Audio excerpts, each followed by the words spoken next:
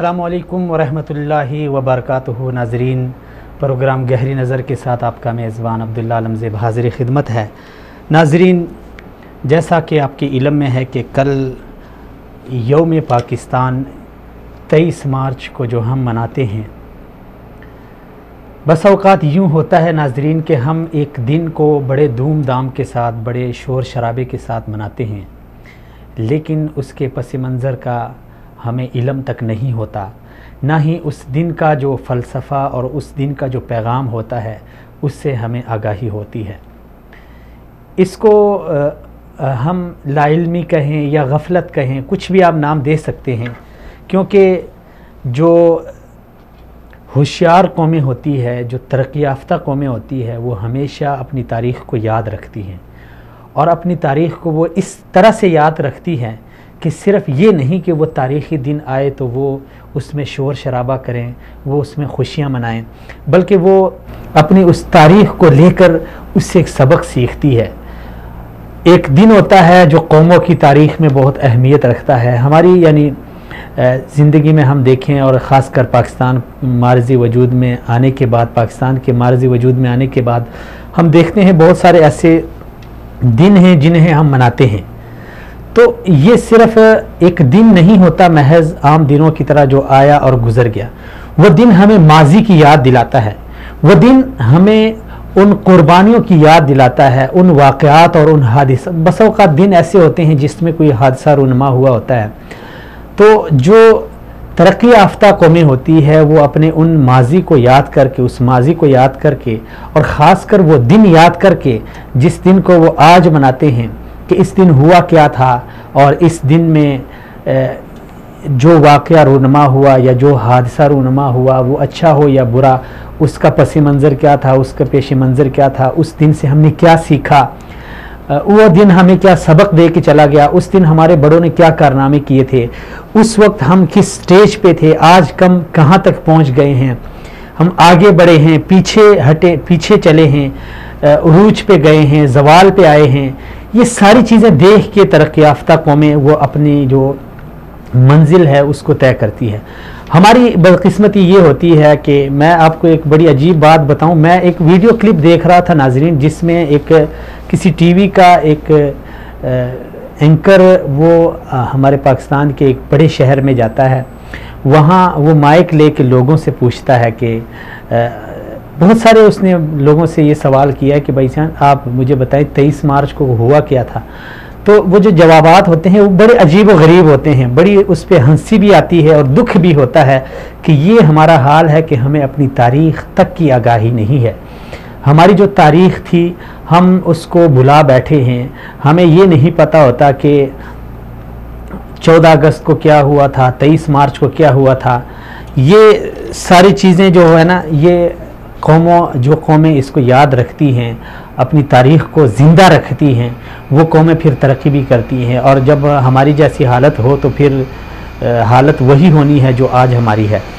आज हम इसी दिन के हवाले से कि 23 मार्च को हुआ क्या था, ये दिन हमें क्या मैसेज दे के जाता है। हर साल आता है, हम इस दिन में तोपों की सलामी भी होती है, तकरीबात भी होती है, सदर और वज़ीर आज़म कौम से ख़िताब भी करते हैं, आर्मी के जो हमारे ऑफिसर होते हैं, जो हमारे फ़ौजी जवान होते हैं, पुलिस एहलकार होते हैं, वो कौम को जो है ना एक उम्मीद दिलाते हैं। ये सारी चीज़ें आज इसको हम डिस्कस करेंगे, और इस हवाले से जो मेहमानान गिरामी हमारे साथ देंगे उनमें डॉक्टर मोहम्मद ज़मान साहब सीनियर रहनुमा हैं, पाकिस्तान तहरीक इंसाफ से इनका ताल्लुक़ है, वो हमारे साथ शिरकत करेंगे। इसी तरह हमारे साथ होंगे साबिक़ सेनेटर जनाब मौलाना अब्दुल रशीद साहब, ये फाटा के इलाक़ों से इनका ताल्लुक़ है, वो भी हमारा साथ देंगे। और इसी तरह हमारा साथ देंगे डॉक्टर हज़रत यूसुफ दानिश साहब, वो पीस ऑर्गेनाइजेशन के सदर हैं और PTI जो स्टूडेंट तंजीम है, PSF उसके सदर भी हैं, सूबाई सदर हैं KPK के। तो इसी तरह हमारे साथ जो दीगर मेहमानान गिरामी होंगे उनमें मंजूर अहमद पश्तीन होंगे, और इसी तरह मजहर जावेद एडवोकेट साहब भी हमारा साथ देंगे। इस वक्त اس حوالے سے بات کرنے کے لیے جو سب سے پہلے مہمان جنہوں نے ہمیں جوائن کیا ہے ڈاکٹر محمد زمان صاحب. السلام علیکم ورحمۃ اللہ. وعلیکم السلام. ڈاکٹر صاحب بہت شکریہ, سلامت رہیں, آپ نے ٹائم دیا. ڈاکٹر صاحب آپ کا آنا ہمارے لیے باعث اعزاز ہے. ڈاکٹر صاحب بات کر رہے ہیں کل جو دن آ رہا ہے 23 مارچ کا, یوم پاکستان ہے. اس دن سے ہماری ایک بہت بڑی تاریخ وابستہ ہے. سب سے پہلے تو ہمیں یہ بتائیں کہ یہ دن ہمیں کیا پیغام دیتا ہے؟ صرف یہی کہ ہم اس دن تقریبات منعقد کریں, شور شرابہ کریں, خوشی کا اظہار کریں, توپوں کی سلامی پیش کریں, یہی پیغام ہوتا ہے یا یہ دن ہمیں ماضی کی کچھ یاد بھی دلاتا ہے؟ بسم اللہ الرحمن الرحیم. عبداللہ عالمگیر صاحب, میں آپ کا بشار کی کا مشکور ہوں. سلامت رہیں. آپ لوگوں نے مجھے 23 مارچ کے حوالے سے بات کرنے کا موقع دیا. میرا تعلق کرگز پاکستان سے ہے جی, اور پاکستان تحریک انصاف سے میں پولیٹیکلی ایفیلیٹڈ ہوں. میں کل آنے والے دن کا پوری قوم کو مبارکباد دیتا ہوں. یہ دن پریکٹیکلی کچھ کرنے کا دن ہے اور پاکستان کا بنیاد اسی دن 23 مارچ 1940 کو قائد اعظم کے صدارت میں منٹو پارک, جس کو آج کل علامہ اقبال پارک کہتے ہیں جی, اس پہ یہ منعقد ہوا تھا. اور یہ قرارداد پاکستان میں دو قومی نظریے کی بنیاد وہاں پہ رکھی گئی تھی, کیونکہ مسلمانوں کو برصغیر پاک و ہند میں مشکلات تھے. ہندوؤں کو ظلم اور جبر سے تنگ تھے مسلمان, اس لیے قائد اعظم نے دو قومی نظریہ پیش کیا تھا. اور یہ دو قومی نظریہ ان عظیم لیڈروں کا, ان کی قربانیاں پاکستان بنانے میں وہاں پہ بنیاد رکھی گئی تھی. اس کو جنوب پاکستان کہتے ہیں آج کل ہم, لیکن بہت افسوس کے ساتھ کہنا پڑتا ہے کہ ہم نے صرف تقریروں تک محدود رکھا. ہماری قوم کے, ہمارے نوجوانوں کو, ہمارے لیڈروں نے, ہمارے جو سربراہان ہیں, سربراہان مملکت ہیں, انہوں نے قائد اعظم کے اس ویژن کو تکمیل تک نہیں پہنچایا. قائد اعظم نے تو پاکستان بنایا, ان عظیم قربانیوں سے پاکستان بنا, لیکن آج گلگت بلتستان سے لے کے بلوچستان, خیبر پختونخوا اور فاتح, کشمیر, جگہ جگہ وہ ویژن, وہ مقاصد حاصل نہیں کیے جا سکے, کیونکہ اس ملک کو جب سے بنایا گیا ایک طبقے نے, ایک اشرافیہ نے قبضہ کیا. انہوں نے اپنے ذاتی مفادات کے لیے اس ملک کے سالمیت کو خطرے میں ڈال کے انہوں نے کرپشن کی, انہوں نے سسٹم تباہ کیا, انہوں نے قائد اعظم کو فالو نہیں کیا. نام تو قائد اعظم کا لیا گیا, علامہ اقبال کی خواب کی بات کی گئی, لیکن لوگوں نے اس اشرافیہ نے, جو 2% اشرافیہ ہے اس ملک کی 20 کروڑ عوام کی نمائندگی نہیں کر سکتے. ڈاکٹر صاحب آپ کی بات سوائے پیسے بنانے کے, سوائے زبانی مارے. اور اس وجہ سے بہت افسوس کہنا پڑتا ہے کہ گلگت بلتستان 1948 سے ابھی تک جن حقوق سے محروم ہے. بلوچستان ادھر رہ رہا ہے, کشمیر ادھر رہ رہے ہیں کشمیری, اور فاتح والے ادھر شامل ہونا چاہتے ہیں, لیکن ان کو دھکے دیے جا رہے ہیں. یہ پاکستان, یہ قائد اعظم وہ پاکستان میں جس کے قائد اعظم اور علامہ اقبال نے خواب دیکھا تھا, جس کے لیے لوگوں نے لاکھوں قربانیاں دی تھی, ماؤں نے قربانیاں دی تھی, بیٹیوں نے قربانیاں دی تھی, بہنوں نے قربانیاں دی تھی. اگر اس پاکستان کو مضبوط کرنا ہے, دیکھنا ہے, تو خدا را ہم سب کو مل کے بطور قوم اس ملک کو بنانا ہوگا. اس ملک کو قائد اعظم کے مینیفیسٹو کے مطابق, اس کے ویژن کے مطابق چلانا ہوگا. اور یہ زبانی نعرے چھوڑنے ہوں گے, کرپشن چھوڑنا ہوگا, اور اقربا پروری چھوڑنی ہوگی, اور اپنے کو نوازنا اور غیروں کو ڈالنا. اس ملک, یہ ملک 20 کروڑ عوام کا ہے, یہ چند فیملیز کا نہیں ہے, چند سرداریوں کا, چند شریفوں کا نہیں ہے.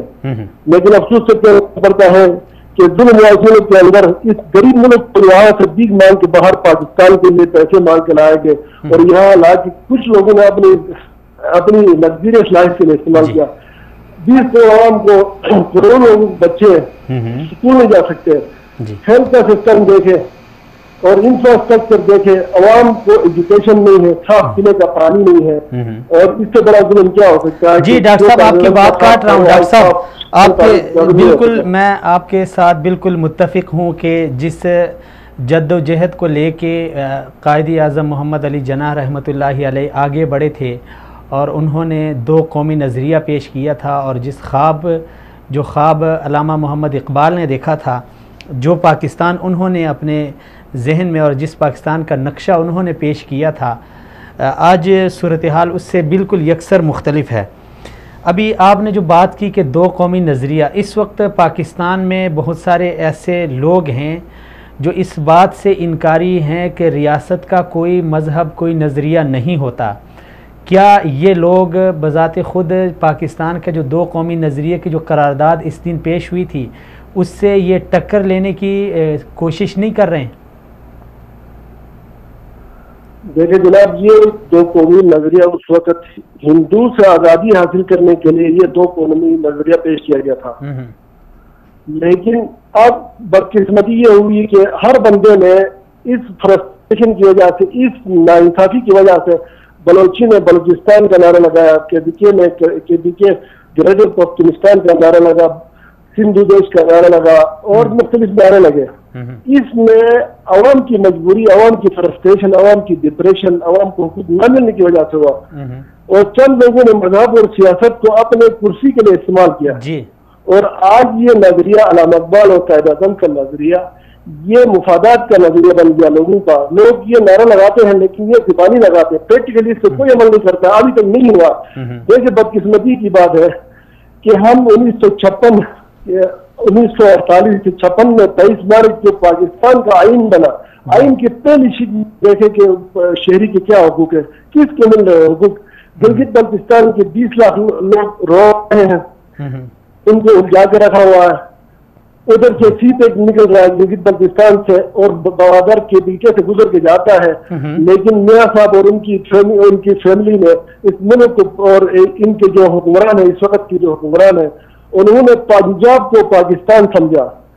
گلگت بلتستان کو 1 روپے نہیں مل رہا ہے، گوادر والے ادھر رو رہے ہیں، بلوچستان والے ادھر رو رہے ہیں، KBK والے ادھر سیٹیں کا ایسا نہیں مل رہا، اور جہاں پہ ناانصافی ہوتی ہے پھر وہاں بغاوت ہوتی ہے۔ تو میری گزارش ہے، ابھی وقت نہیں گزرا ہے، حکمرانوں کو سوچنا چاہے کہ پاکستان کو مضبوط کرنا ہے تو کرپشن ختم کرو، نعرے مت لگاؤ، پریکٹیکلی ثبوت دے دو۔ آپ اپنی جائیدادیں باہر لے جائیں گے، آپ صرف حکمرانی کے لیے ادھر بیٹھیں گے، آپ کرپشن کریں گے، آپ کی جائیدادیں باہر ہیں، آپ کی آف شور کمپنیاں باہر ہیں، کورٹ میں سرٹیفائڈ آپ لوگ وہ ہے مجرم ہے اس قوم کے۔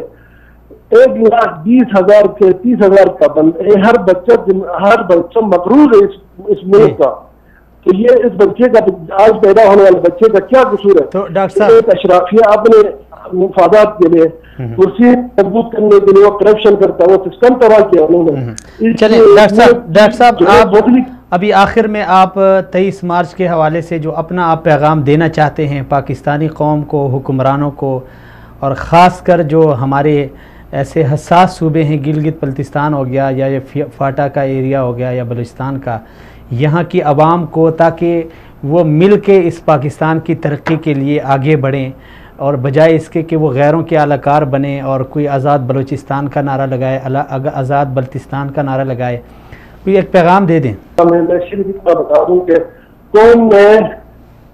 قوم نے ہر جگہ قربانی دی ہے، گلگت بلتستان کے لوگوں نے خون دے کے اس ملک کے لیے شہادتیں دی ہے، سنچریاں کی ہے۔ غلطی عوام کی نہیں ہے، غلطی حکمرانوں کی ہے۔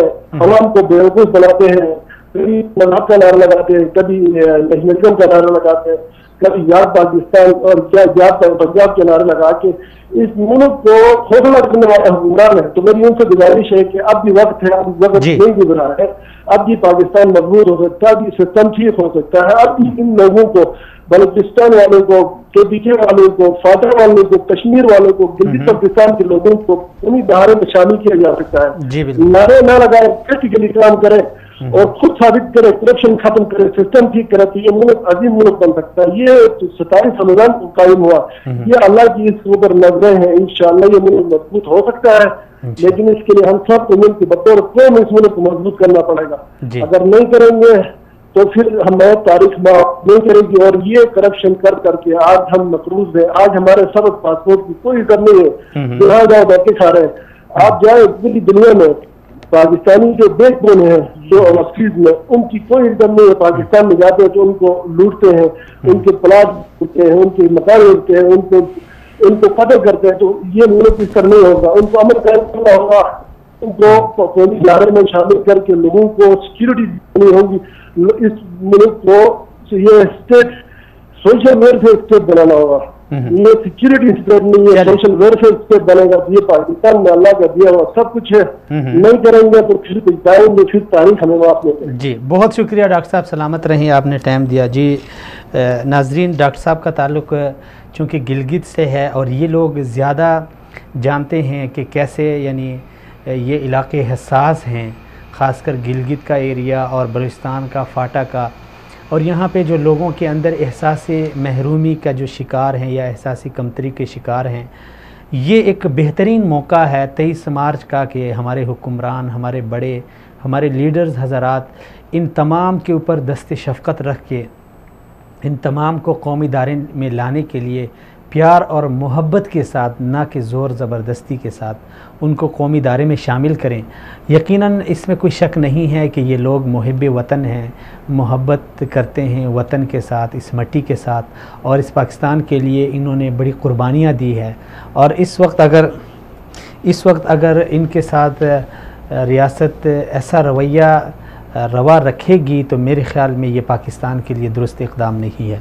साबिक़ सेनेटर मौलाना अब्दुल रशीद साहब हमारे साथ हैं। अस्सलाम वालेकुम वरहमतुल्लाह। वालेकुम अस्सलाम वरहमतुल्लाह। बहुत शुक्रिया मौलाना साहब, सलामत रहें, आपने टाइम दिया। मौलाना साहब, हम बात कर रहे हैं यौम पाकिस्तान का पैगाम पाकिस्तानी कौम के नाम। मौलाना साहब, एक बड़ी कन्फ्यूजन है जो हमारे पाकिस्तान में पाई जाती है और सोशल मीडिया पे इसका बड़ा चर्चा होता है कि हमारे जो सरहदी इलाक़ों के रहने वाले लोग हैं, इन लोगों की हुब्बुल वतनी पे शक किया जाता है और उनको ज़रा मशकूक निगाहों से देखा जाता है। यौम पाकिस्तान के हवाले से आप ज़रा इस बात की वजाहत करें, चूँकि आप इन एरियाज़ से हैं जहाँ के लोगों को यानी पाकिस्तान में इस तरह की नज़रों से देखा जाता है और ये यकीनन तशवीशनाक है। तो आप क्या समझते हैं कि इन लोगों की कुर्बानियों को पसी पुश्त डालकर इनको जब रियासत और रियासती इदारे बड़े शहरों में जब ये आते हैं तो इनको ऐसी नज़रों से देखा जाए तो ये पाकिस्तान की सालमियत के लिए किस कदर ख़तरनाक साबित हो सकता है? शुक्रिया।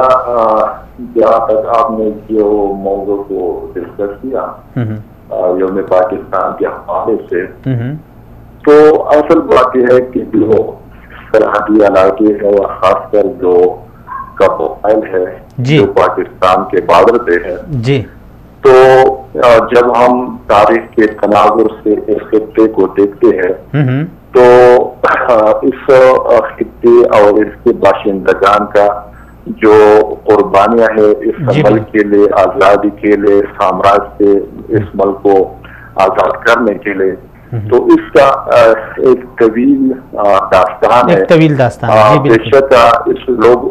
बेशक इन लोगों ने हमेशा के लिए साम्राज्य के नापाक कदम इस खित्ते पे कभी बर्दाश्त किया नहीं और हमेशा के लिए उन्होंने पाकिस्तान की आज़ादी के लिए एक तहरीक चलाया है, जद्दोजहद की है, शहादत दी है, जानों की कुर्बानी दी है।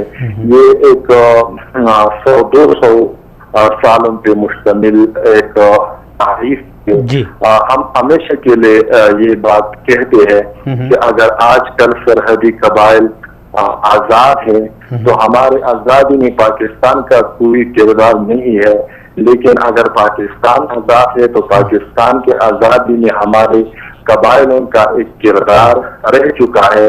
कबाइल ने पाकिस्तान से पहले अपने आप को आज़ाद किया है। पाकिस्तान 1947 में कबाइल की कुर्बानों के नतीजे में आज़ाद हुआ। तो जब इस किस्म की कुर्बानियां मौजूद है तो फिर इसका सिला कबाइल को देना चाहिए था, लेकिन बदकिस्मती सी जैसे कि आपने फरमाया हमेशा के लिए इस खित्ते को इस खित्ते के बाशिंदगान को पसमानदा रखा गया है। आजकल भी मुल्क के जो शहरों को और बाशिंदों को जो वो हासिल है, उनको जो तरक्की के दौर में जो और तरक्की के दौर में जो शामिल है, कबाइल के लोग उससे बिल्कुल महरूम है। कबाइल के बाशिंदगान भी आजकल पसमानदगी का जिंदगी गुजर रही है, ना यहाँ पे वहाँ वसाइल है जो मुल्क के दीगर शहरों और बाशिंदगान मुल्क को हासिल है। यहाँ पे कानूनी मसाइल है, यहाँ पे माशी मसाइल है, यहाँ पे अमन अमान का एक बदतरीन सूरत हाल है।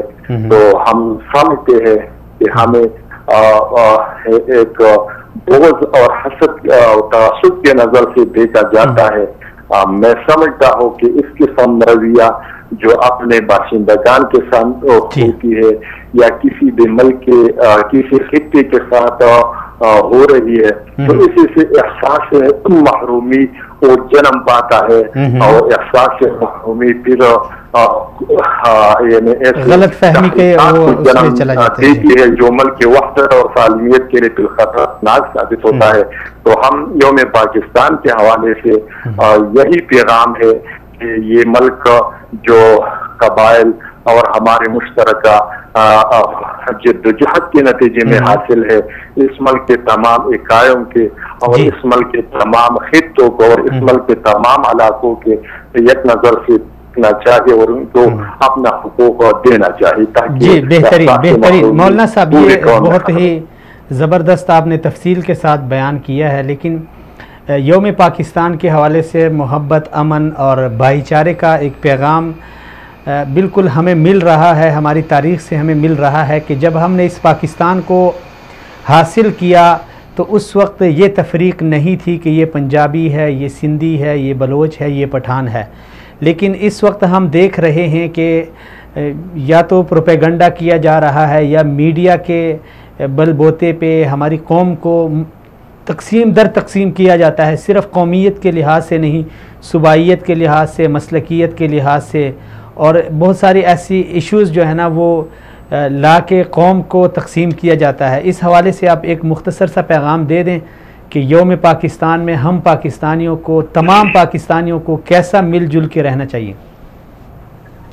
हमने पाकिस्तान एक वहदत के साल हासिल किया था जो मुत्तहिदा एक पाकिस्तानी कौमियत के नाम से था। मैं समझता हूँ कि आप बदकिस्मती से ये मुल्क नस्ली बुनियादों पे भी तकसीम है, सूबाई बुनियादों पे भी तकसीम है, कौमी बुनियादों पे भी तकसीम है, मसले की बुनियादों पे भी तकसीम है। और इस किस्म के तकसीम और इख्तिलाफात हमारे एक ज़हर कातिल साबित हो सकता है।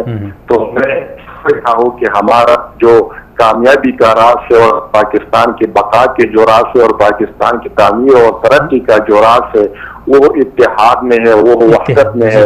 इस मुल्क में जो अमन अमान का मसला है उसका बुनियाद भी कभी कौमियत बनता है, कभी लिसानियत बनता है, कभी मजहबी क़वालियत बनता है। तो मैं समझता हूँ कि इन तमाम इख्तिलाफात और इस किस्म के क़वालियत से निकल होकर हम एक पाकिस्तानी के हैसियत से, एक मुसलमान के हैसियत से, एक कौम के हैसियत से हमारे लिए मुल्क की तामीर और तरक्की में किरदार अदा करना चाहिए। चलें जी, बहुत शुक्रिया मौलाना अब्दुल रशीद साहब, सलामत रहें, आपने टाइम दिया। जी नाजरीन, मौलाना अब्दुल रशीद साहब जमीयत उलमाए इस्लाम के साबिक सेनेटर हैं और इससे पहले भी डॉक्टर साहब ऐसे इलाके से थे। मौलाना साहब का ताल्लुक़ भी पाकिस्तान के ऐसे इलाके से हैं कि वहाँ पे लोगों के अंदर बहुत दर्द पाया जाता है और वो इस चीज़ को देख रहे हैं कि इस वक्त क्या हो रहा है। जिस तरह डॉक्टर साहब ने कहा और जिस तरह मौलाना साहब ने कहा कि ये हमारी बदकिस्मती है कि उन लोगों की कुर्बानियाँ हम पसी पुश्त डाल दें और हम दुश्मन की फैलाई हुई बातों को इतना उसको यानी आगे मज़ीद फैलाएं कि उससे हमारी कौम में एक दराड़ पैदा हो और तकसीम दर तकसीम की सूरत में हम फिर आपस में इस हद तक हम उलझ जाएं कि हम बजाय इसके कि हम एक पाकिस्तानी बने, एक मुसलमान बने, हम कभी पख्तून बनते हैं, कभी पंजाबी बनते हैं और कभी हम मसलकियत के नाम पे एक दूसरे से लड़ते होते हैं, कभी सूबाइयत के नाम पे। हालांकि ये हमारे लिए, हमारी कौम के लिए, हमारे इस मुल्क के लिए बहुत ख़तरे की घंटी साबित हो सकती है। और इस वक्त आप देख रहे हैं कि मुल्क पाकिस्तान दुश्मन के निशाने पर है और हर तरह की कोशिश जारी है कि इस मुल्क में दहशत गर्दी को फैलाया जाए, इस मुल्क के अमन व अमान को गारत किया जाए, इस कौम को आपस में लड़ाया जाए, इसको तकसीम किया जाए। تو یہ جو سازشیں ہیں ان کو سمجھنا ہوگا۔ جی ناظرین، اس وقت ہمارے اگلے مہمان جناب ڈاکٹر حضرت یوسف دانش صاحب ہمارے ساتھ ہیں۔ السلام علیکم ڈاکٹر صاحب۔ وعلیکم السلام ورحمۃ اللہ۔ ڈاکٹر صاحب بہت شکریہ، سلامت رہیں، آپ نے ٹائم دیا۔ ڈاکٹر صاحب سب سے پہلے تو آپ کل چونکہ یوم پاکستان ہے اور اس دن کے حوالے سے جو پیغام ہمیں ملتا ہے، ہماری قوم کو ملتا ہے، ہم تمام پاکستانیوں کو جو میسج ملتا ہے اس دن کا، آپ وہ ہمارے ساتھ شیئر کریں، پھر آگے بات بڑھاتے ہیں۔ بسم اللہ الرحمن الرحیم۔ بالکل جس طرح آپ نے یوم پاکستان کی بات کی، جس طرح یہ پاکستان قائم ہے، اس میں سب سے زیادہ قربانی ہمارے قبائل کی شامل ہے، خاص کر جی بالکل کہ آپ 1947 سے لے کر اگر ابھی یہ 2018 ختم ہونے والا ہے، اس میں ہماری یہ خون پسینہ شامل ہے۔ اگر آپ نے کشمیر کا تاریخ اٹھالے، آپ 48 کا تاریخ اٹھالے، آپ 65 کا اٹھالے، آپ 71 کا اٹھالے، سب سے زیادہ قربانی ہم نے اس ملک کے لیے دی ہے اور ہم یہ دن مناتے ہیں اور سیلیبریٹ کرتے ہیں۔ جی ڈاکٹر صاحب، آپ نے جو فرمایا میں اس کے ساتھ بالکل متفق ہوں کہ سب سے زیادہ قربانی جو پاکستان کے لیے دی ہیں اور اب بھی دے رہے ہیں، یہ نہیں کہ ماضی میں دی ہے اور ابھی نہیں دے رہے ہیں، اس وقت بھی دے رہے ہیں، لیکن المیہ یہ ہے کہ پھر بھی ان لوگوں کی حب الوطنی پہ شک کیا جاتا ہے، ان کی قربانیوں کو فراموش کیا جاتا ہے۔ آپ کیا سمجھتے ہیں کہ یہ جان بوجھ کے ایسا کیا جاتا ہے یا پھر یہ ایک سوچی سمجھی سازش ہے جس کے تحت ہمارے ان لوگوں کو بدظن کیا جاتا ہے، کبھی گلگت والوں کو، کبھی بلوچستان والوں کو، کبھی فاٹا کے جو قبائل ہیں ان کو؟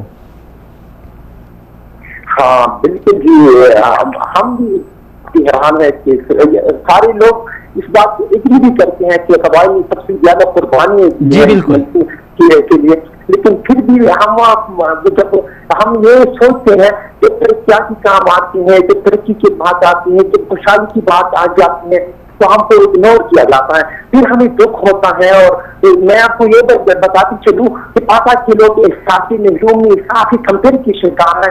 اگر ہم کو یہ ترقی کیوں نہیں دیتے؟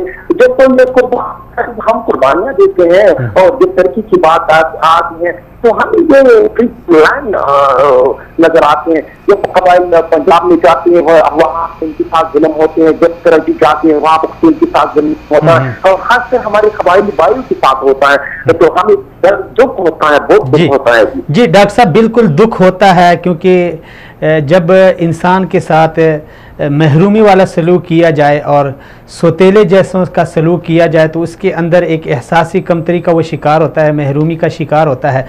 ڈاکٹر صاحب تو یہی جب سبب بنتا ہے جب ریاست ایسے حب الوطن محب وطن لوگوں کو محروم کرے، ان کو اگنور کرے، تو پھر وہاں پہ آپ کیا سمجھتے ہیں کیا جرائم جو ہے نا وہ سر اٹھاتے ہیں؟ وہاں کے لوگ جب وہ احساسی کمتری اور احساسی محرومی کا شکار ہوتے ہیں تو یقیناً ان کے اندر انتقام کا ایک جذبہ بھی اٹھتا ہوگا، تو پھر اس کے نتائج کیا برآمد ہو سکتے ہیں؟ ہاں بالکل جی، آپ نے جس طرح بتایا اس طرح یہ آپ دیکھتے ہیں نا، یہ ابھی جو پیڈیم بن رہا ہے، یہ آپ دیکھیں نا، پچھلے 20 سال سے 15-16 سال سے ہمارے ساتھ یہ ظلم ہو رہی ہے، ڈرون آتے، یہ ہیلی کاپٹر یہ اپنی پہنچ کر رہی ہیں، اور آپ دیکھیں اس طرح سے یہ لوگ اٹھ رہے ہیں نا، اس کے خلاف آواز لگا رہے ہیں۔ اگر بار بار اگر آپ سب کوئی ظلم کرتے ہیں، دیوار سے لگاتے ہیں، تو اس کا ایوری ایکشن ریئیکشن، اس کا ایکشن کی ریئیکشن بھی آ رہی ہے۔ جی بالکل، یہ کم کا اظہار کر رہے ہیں لوگ، اور یہ انسانی اور یہ بنیادی مجنون لوگ ہیں، اور آپ ان کے آپ دیکھ سکتے ہیں یہ لوگ اتنی غم غصہ ہے کہ ملک کے خلاف آپ بول چکے ہیں۔ آپ نے یہ اتنی تکالیف کے باوجود پاکستان مرد آباد کا نعرہ تو نہیں لگایا، لیکن میں ڈرتا ہوں اس بات سے کہ ایک دن اور یہ نہ آ جائے نا، اس لیے خلاف آواز اٹھائی گی۔ اچھا ڈاکٹر صاحب، اب کیا سمجھتے ہیں کل یوم پاکستان ہے تو ریاست کو ہمارے جو رہنما ہیں، ہمارے لیڈرز ہیں، سیاسی ہوں، مذہبی ہوں، سماجی ہوں، ان کو ایسے یعنی جو حساس ہمارے علاقے ہیں یا ہمارے جو بارڈر ایریاز ہیں وہاں کے باشندوں کو کیسے ان کے اوپر دست شفقت رکھے، ان کو کیا پیغام دیں، ان کے ساتھ کیا یعنی رویہ سلوک روا رکھیں تاکہ ان لوگوں کے اندر ایک جذبہ پیدا ہو اور وہ جو احساسی کمتری اور احساسی محرومی کے شکار ہو رہے ہیں وہ احساس ان کا ختم ہو جائے۔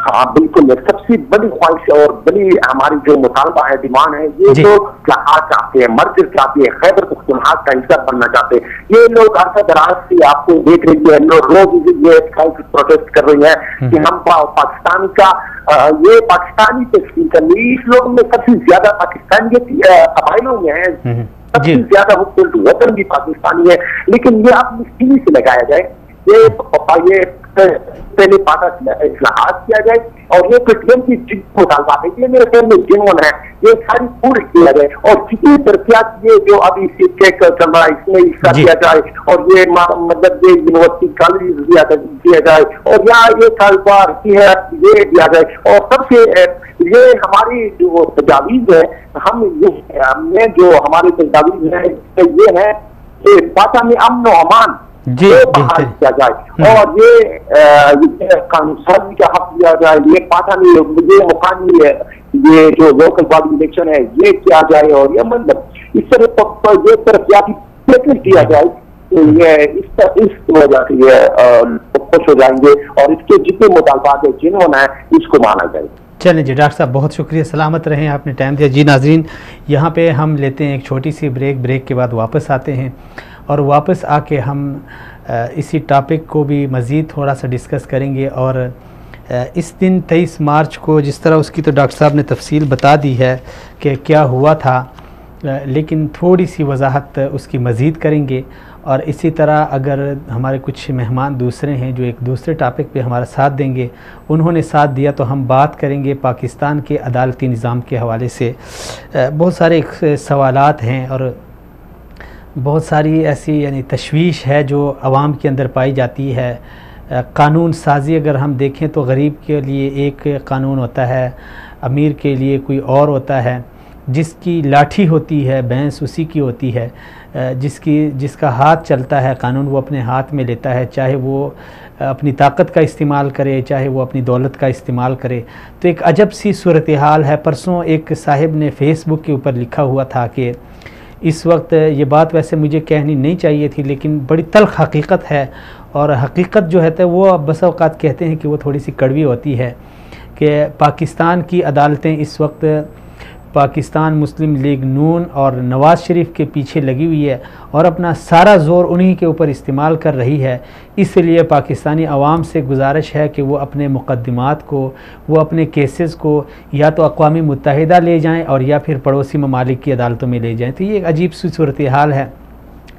अदालत का रुख बिल्कुल ये एक जानिब हो और दीगर जो मुक़द्दमात हैं, ठीक है पाकिस्तान को करप्शन से पाक करना चाहिए, जितने भी चोर हैं लुटेरे हैं उन्हें पकड़ना चाहिए, लेकिन इस चोरी से बढ़कर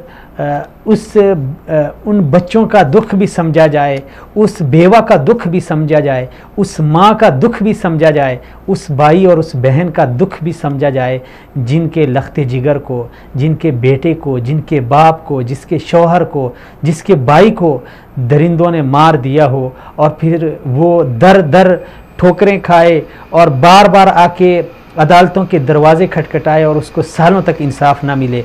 क्या ये भी एक बिल्कुल तल्ख सूरत हाल है नाज़रीन। हम देख रहे हैं कि ऐसे मुक़द्दमात हैं कि देख के दिल यानी रोंगटे खड़े हो जाते हैं।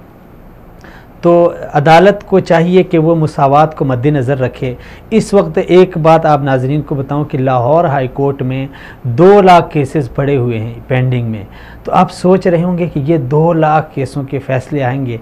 और मैं आपको एक बात बताऊं कि हाई कोर्ट का जो जज होता है वो कौम को 60 से 62 हज़ार रुपये पर दिन वो कौम के यानी उसमें पड़ता है। तो नाज़रीन देखिए, यानी एक तरफ तो कौम का पैसा धड़ाधड़ इन लोगों पे खर्च किया जा रहा है और फिर जो कौम की तवक्कुआत हैं वो पूरी ना हो तो ये फिर बड़ी दुखी बात होती है। यहाँ पे लेते हैं हम छोटी सी एक ब्रेक और ब्रेक के बाद आके हम इसी हवाले से थोड़ी सी बात करेंगे और कुछ 1-2-4 मुक़द्दमात जो अभी हमारे सामने हैं, कुछ अभी रिसेंटली जिनका जो वाक़यात रूनुमा हुए हैं उनका भी तज़किरा करेंगे। हमारे साथ रहें।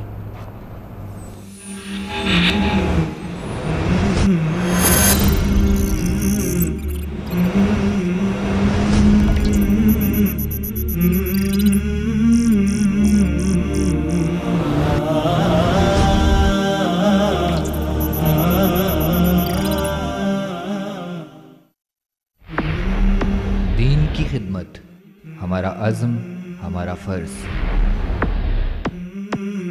سچ سامنے لانا ہمارا مقصد، ہمارا جذبہ.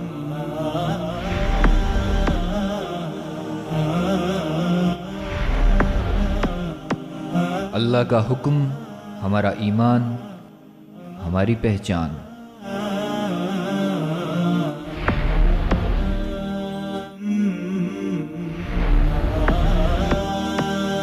نبی کی سنت ہماری رہنمائی، ہماری سچائی. وصال اردو، سچ کا چہرہ.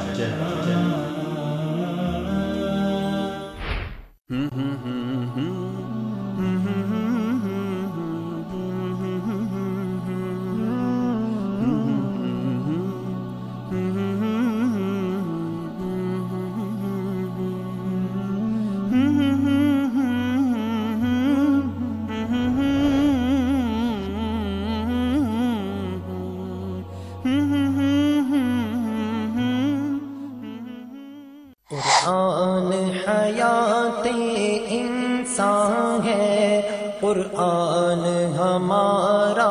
کفر کی تاریکی سے اسلام کی روشنی تک کا سفر. حیات انسان ہے، قرآن.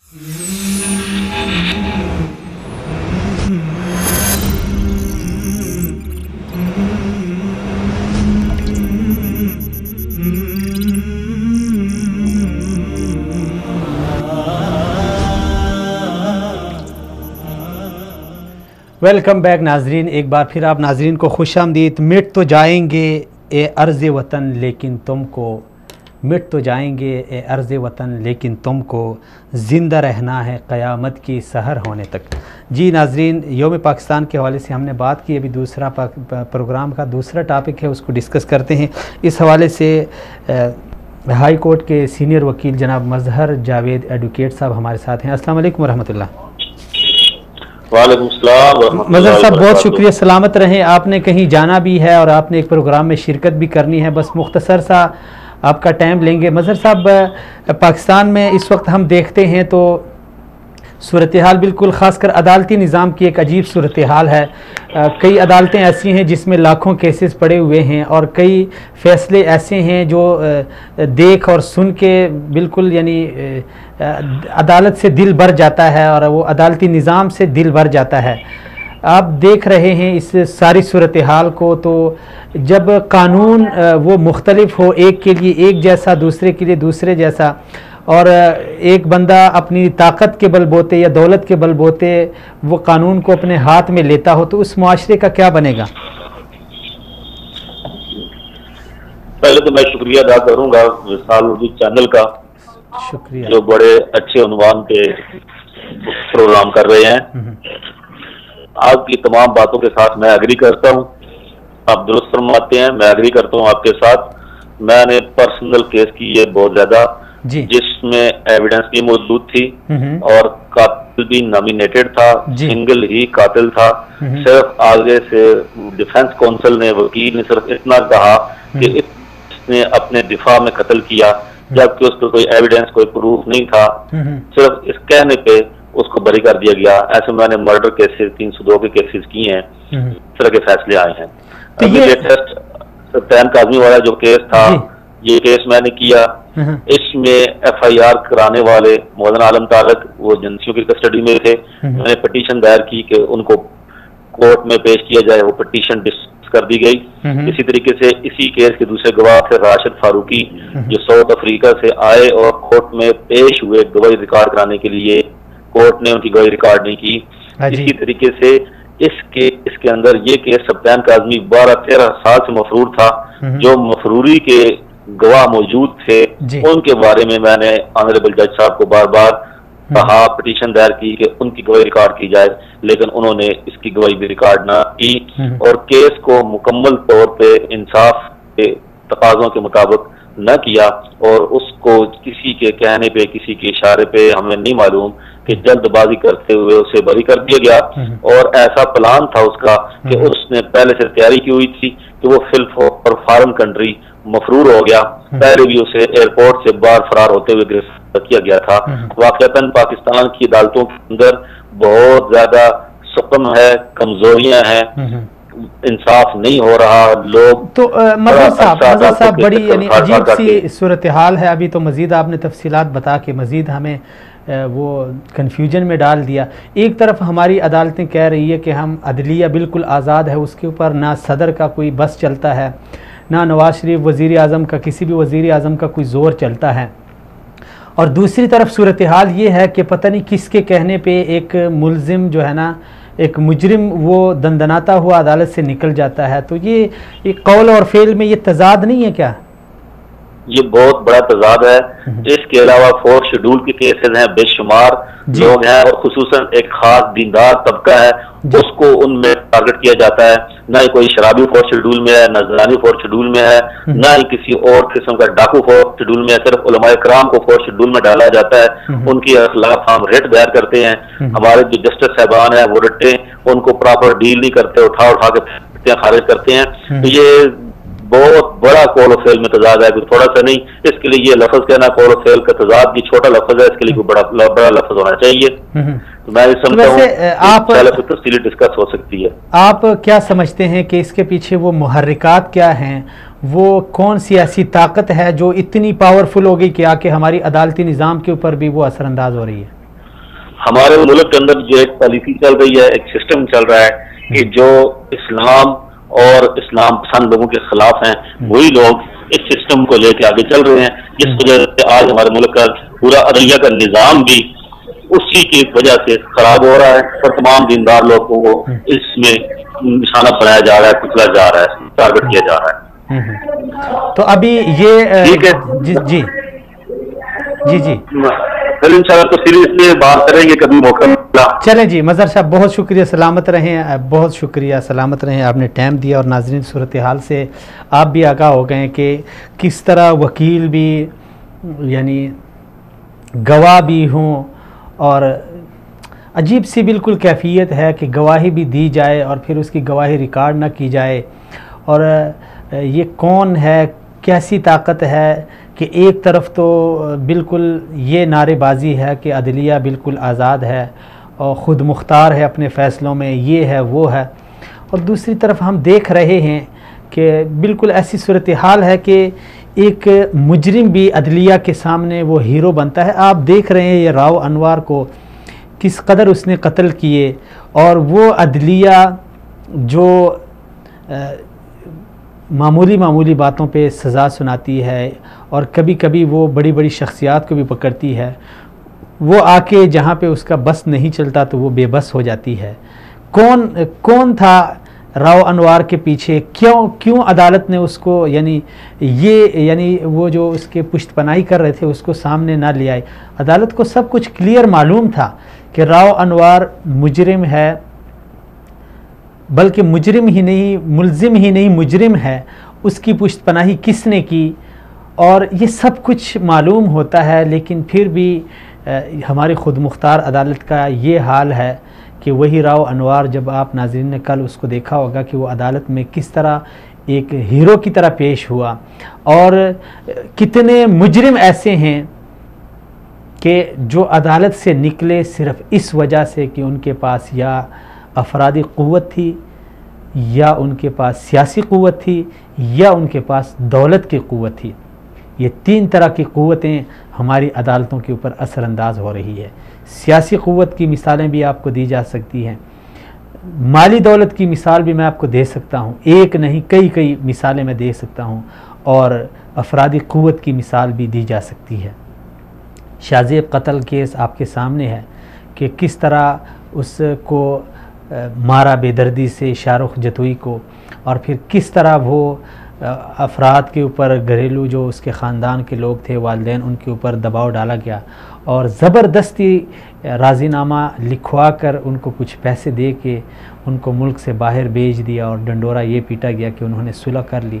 اور کس طرح ایک عدالت نے ایک مجرم کو رہا کر دیا، اور کس طرح وہ نکلتا ہوا ہماری عدالتوں کے اوپر ایک بہت بڑا سوالیہ نشان بنا کہ جب وہ نکلا تو وہ وکٹری کا نشان بنا کہ عدالت سے نکل گیا۔ یہ قتل کے یہ جو کیس ہے، جس طرح مظہر صاحب نے آپ کے سامنے ڈیٹیل رکھ دی، یہ ہمارے سامنے ہے۔ ایک مجرم ہے، اس کے اوپر جرم ثابت بھی ہوا ہے، وہ ملک سے فرار تھا، اس کو انٹرپول کے ذریعے گرفتار کر کے ملک لے آئے اور پھر وہ نکل گیا، کیسے نکل گیا، کس کے کہنے پہ نکل گیا، بہت سارے سوالیہ نشانات ہیں۔ تو بات وہی ہے کہ یا تو خدا را ہمیں انصاف دیا جائے، پاکستانی قوم کو انصاف دیا جائے، عدالت سے اگر انصاف نہ ملے تو پھر کہیں سے ہمیں انصاف نہیں ملے گا، اور جب عدالت سے انصاف نہ ملے تو پھر عوام اپنی عدالت لگائے گی، اور جب عوام اپنی عدالت لگائے گی تو اس وقت ملک میں انتشار پھیلے گا، پھر ہر کوئی اپنے بھائی کے قاتل سے بدلہ خود لے گا کیونکہ عدالت سے وہ مایوس ہو چکا ہوگا، پھر ہر کوئی اپنے والد کے قتل کا بدلہ از خود لے گا کیونکہ عدالت نے اسے دھتکارا ہوگا، پھر ہر کوئی اپنی عدالت قائم کر کے اپنے فیصلے خود ہی کرے گا، اور یہ انسانی فطرت ہے ناظرین۔ اگر ایسا نہ ہوا تو پھر ملک کے اندر جو ہم حال دیکھ رہے ہیں، آج کل ایک دوسرا کیس بھی بہت زور و شور پہ ہے، اور جو پختون قومی موومنٹ کے سربراہ ہیں منظور احمد پشتین، ان کو ہم نے کال بھی کی تھی لیکن شاید وہ کہیں مصروف ہوں گے، ان سے ہم نے بات کرنی تھی کہ کس طرح بھی پختون قوم وہ اٹھی ہے، اور جو ان کے اندر ایک احساس محرومی کا جو شکار ہو گئے تھے، کس قدر ان کے اندر وہ آگ جل رہی ہے، انتقام کی آگ، کیونکہ ان لوگوں کو نشانہ بنایا گیا، عدالتوں سے انہیں تحفظ نہیں ملا، ان کو پاکستان کے بڑے شہروں میں تحفظ نہیں ملا۔ تو یہ جب ایسی صورتحال ہو تو پھر عدالتیں عوام خود ہی قائم کرتی ہیں، بدلے عوام خود ہی لیتی ہے، اور اس صورت میں یہ ملک کا بلا نہیں بلکہ یہ ملک کے لیے بہت ہی خطرناک ثابت ہو سکتا ہے۔ اس لیے استدعا ہے، گزارش ہے، درخواست ہے کہ ہمارے سیاسی لیڈران بھی اس پہ توجہ دیں، اور مذہبی قیادت کو خاص کر اس بات کا بہت زیادہ خیال رکھنا چاہیے کہ آپ خوش فہمی میں نہ رہیں۔ اگر آپ کو سینٹ کی ایک سیٹ ملی، اگر آپ کو MNA MPA کی ایک سیٹ ملی تو اس کا یہ مطلب نہیں ہے کہ آپ لوگوں کو اپنایا گیا۔ آپ کو دیوار سے لگانا ہے، لگایا جائے گا۔ اس لیے یہ بالکل ایک غلط فہمی ہے کہ ہم صرف ایک سیٹ کے لیے، ایک کرسی کے لیے اپنی پوری ایک تنظیم کو لا کے سیکولر اور لبرل مافیا کے ساتھ کھڑا کر دیں، اور حالانکہ دوسری طرف حقیقت یہ ہے کہ وہی لوگ ہمیں دیوار سے لگا رہے ہیں۔ یہ مظہر صاحب نے کتنی عجیب بات کر دی کہ کوئی بھی غنڈہ سیاسی، کتنے بڑے بڑے چور اور لٹیرے اور ڈاکو اور قاتل موجود ہیں۔ راؤ انور جس نے 300-400 لوگوں کو قتل کیا، اس کا نام 4th شیڈول میں نہیں ہے، لیکن علماء کرام سر فہرست ان میں سب علماء کرام ہیں، مذہبی جماعتوں کے قائدین ہیں۔ یہ حالت ہے اس ملک کی، اور یہ حالت ہے یعنی ہماری، اور یہ حالت ہے ہماری مذہبی جماعتوں کی۔ ان کو پتہ بھی ہے کہ ہمارے ساتھ کیا ہونے لگا ہے، لیکن لالچ بہت بری بلا ہے۔ اس لیے ناظرین یہ ساری چیزیں ہمیں سوچنی ہوں گی، خاص کر ہماری مذہبی جماعتوں کو، اور سوچ سمجھ کے اپنا ایک لائحہ عمل بنانا ہوگا، اور متفق اور متحد ہو کے ہمیں ان چیلنجز کا سامنا ہوگا۔ آج اگر ایک مولانا کو شہید کر دیا تو کل دوسرے کی باری ہے، پھر اس کا قاتل بھی۔ دیکھیں کتنے سارے ہیں یار، ایک تو مولانا اعظم طارق صاحب نہیں ہے، اس سے قبل علامہ احسان اللہ ظہیر رحمۃ اللہ علیہ، ان کو لاہور میں دھماکے میں اڑا دیا، وہ ملزمان بھی نامزد ہوئے، وہ کیس چلا، کہاں چلا گیا، کدھر ہیں وہ مجرم، وہ ملزم 30-35 سال ہونے کو ہیں، کوئی پتہ نہیں ہے۔ یہ حالت ہے۔ تو میرے خیال میں صرف ایک مذہبی جماعت کے ساتھ نہیں ہے، ہر ایک کے ساتھ یہ ہو رہا ہے اور ہوگا۔ اس لیے متحد ہو کے اپنا ایک پلیٹ فارم وہ مقرر کر کے اس کے مطابق اپنی پالیسی تشکیل دی جائے۔ جی ناظرین، یوم پاکستان کا پیغام آپ ناظرین تک ہمارے مہمانوں نے پہنچا دیا، اور یوم پاکستان کا پیغام یہی ہے کہ ہم پوری پاکستانی قوم متحد اور متفق ہو کے امن، محبت، بھائی چارے کے ساتھ اس ملک کی فلاح کے لیے، اس ملک کے تحفظ کے لیے، قوم کی ترقی کے لیے اپنا تن من دن قربان کرنے سے دریغ نہ کریں۔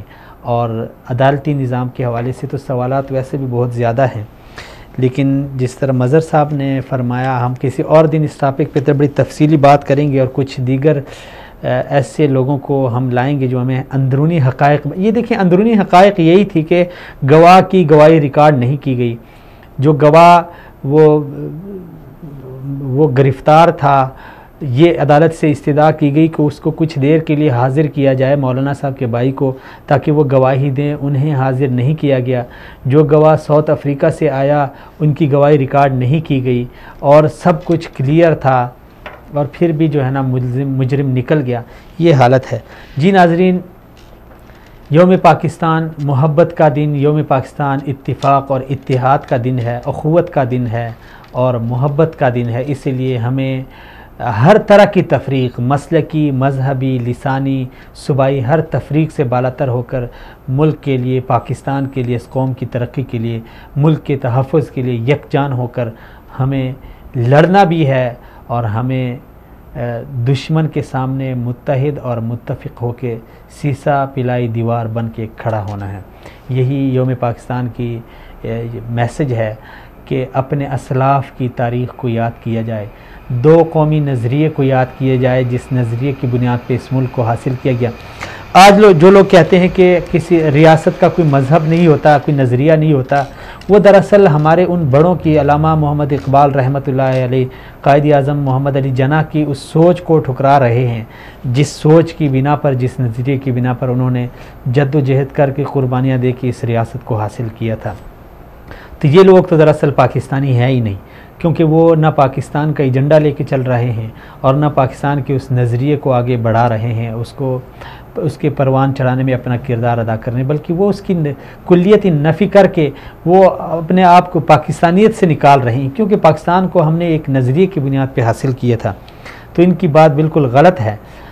ہمیں پاکستان، نظریے پاکستان کے تحفظ کے لیے، اپنی سرحدوں کی تحفظ کے لیے، چاہے وہ نظریاتی ہوں چاہے جغرافیائی سرحد ہو، اس کے تحفظ کے لیے کسی قسم کی قربانی سے دریغ نہیں کرنا۔ یہ یوم پاکستان کا پیغام ہے۔ ہمارے نام، ہمارے تمام پاکستانیوں کے نام، پاکستان زندہ باد، پاکستانی قوم، پاکستانی فوج پائندہ باد۔ اجازت دیجیے ناظرین، اگلے پروگرام میں پھر سے ملاقات ہوگی، تب تک کے لیے اللہ حافظ۔